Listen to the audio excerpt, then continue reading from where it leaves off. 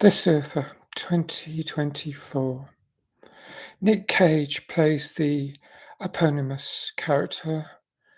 Turns out, just checked, um, he doesn't have any other name except the Surfer. And at the start, you will see he's driving to a beach.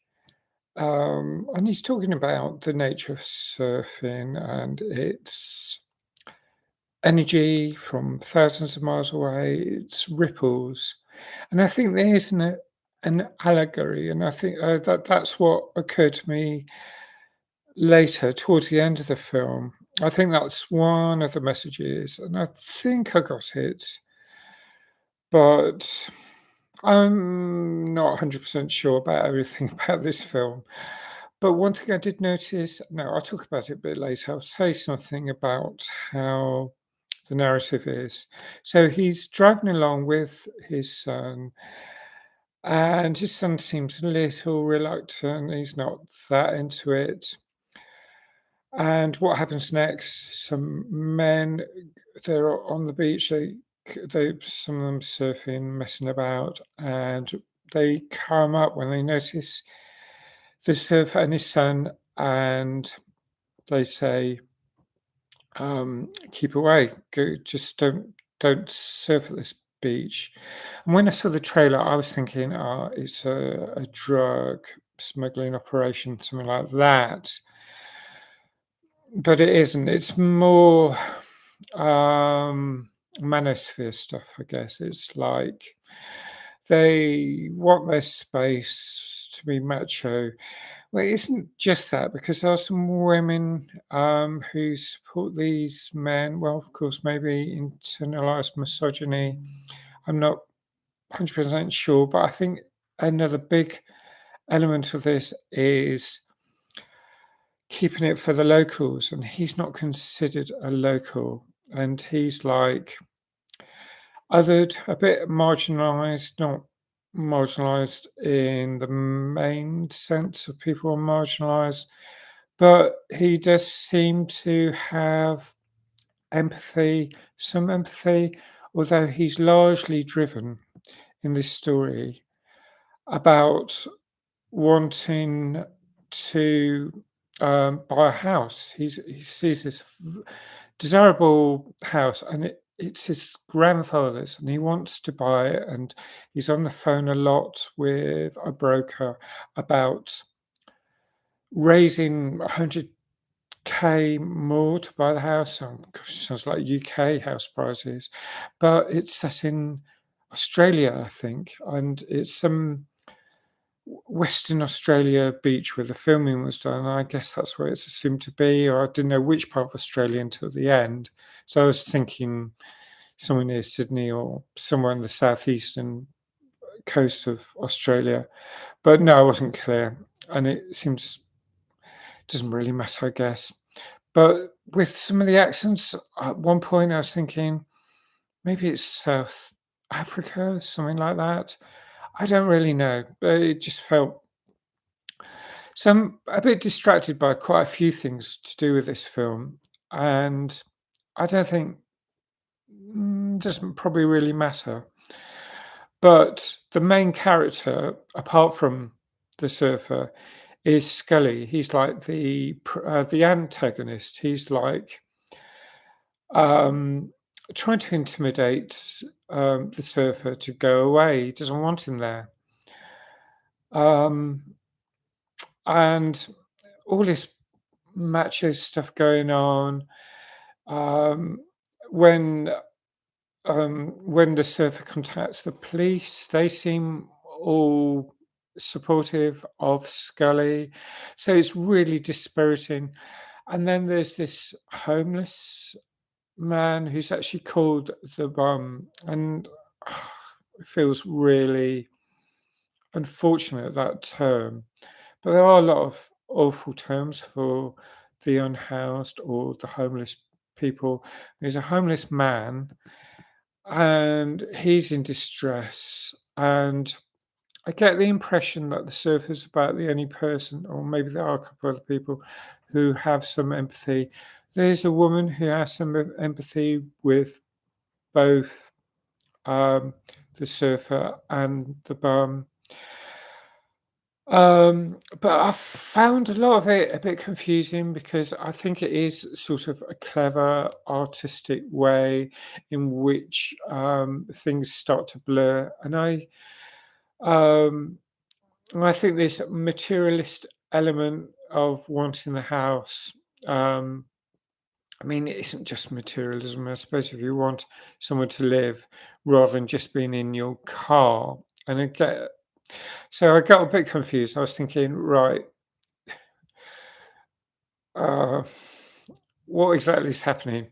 And I don't really want to talk too much about it because it comes out a lot more towards the end. I started understanding it and I thought, oh, and yet I still don't fully understand it. But um, there are these conflicting elements that come in. And I think that is the point. So if you can take a step back, if you're dissatisfied with this film and you take a step back and you think, what exactly is happening? It can feel really confusing, but maybe that is the whole point of this film. Um, and he seems to be challenging strict societal norms, all the tendencies, the fact that it's also really hot in Australia. Like he's gagging, he's desperate for dehydration. At points, he's trying to drink water out of puddles or out of the really foul tap water coming out of the tap in the toilets. And and he's gagging and he's sick at points. And I really hate scenes like that. Like I hate scenes where someone's eating and talking, and there's a few of those. So there are some scenes that I record at, and yet I'm trying to push them down. It's not causing me to mark this film down much because I noticed there was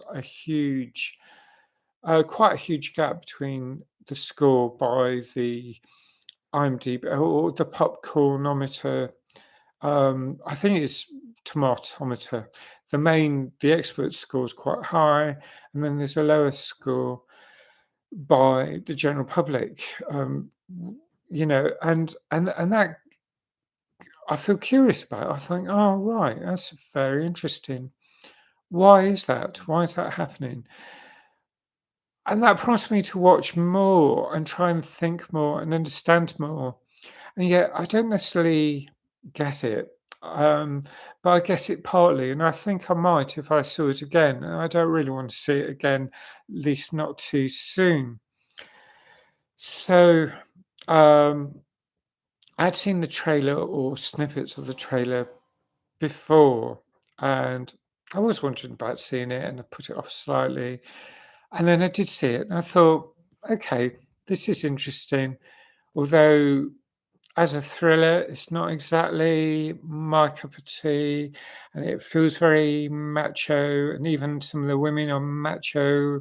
And there are a couple, there's at least two women. There's a French woman who I thought wasn't, she was fairly neutral. And then there was a woman whom the surfer talks to, I thought was quite empathetic. And as I said, I think the surfer himself's empathetic at times. And I like seeing empathy in films. I don't like seeing all the harshness and awfulness. And there's an awful lot of that in this film. But it is getting home a message. And I think that's the thing. And the fact that very few people are showing compassion and kindness is reflective that that's a good um, aspect of the film because it's part of the social commentary of how things are today.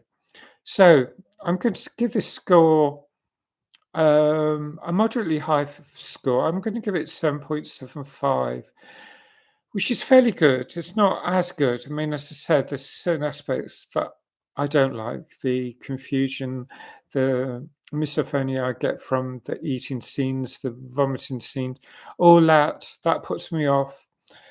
There's some perhaps death scenes as well, drowning. No, well, there's no gory, bloody scenes that I can recall. So 7.75. I thought the acting was good. There's Julian McMahon playing Scully.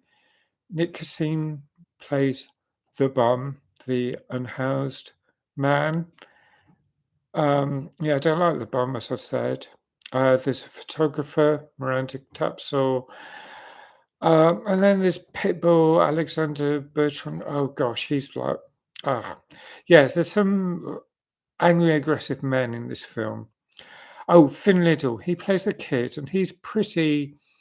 He disappears for a lot of the film. Become well, no, let's not say anything about anything else. Jenny, Charlotte McGee, and then there's a dog walker, Nina Young. Now, I don't, yeah, separating out all of the characters and who they are, I don't know, but I find it an interesting film. 7.75 is my score. Let me know if you have any thoughts. Thanks for watching. Please like if you like this review. Thanks if you subscribe. Please hit the notification buttons. And I hope to see you again soon. Bye for now.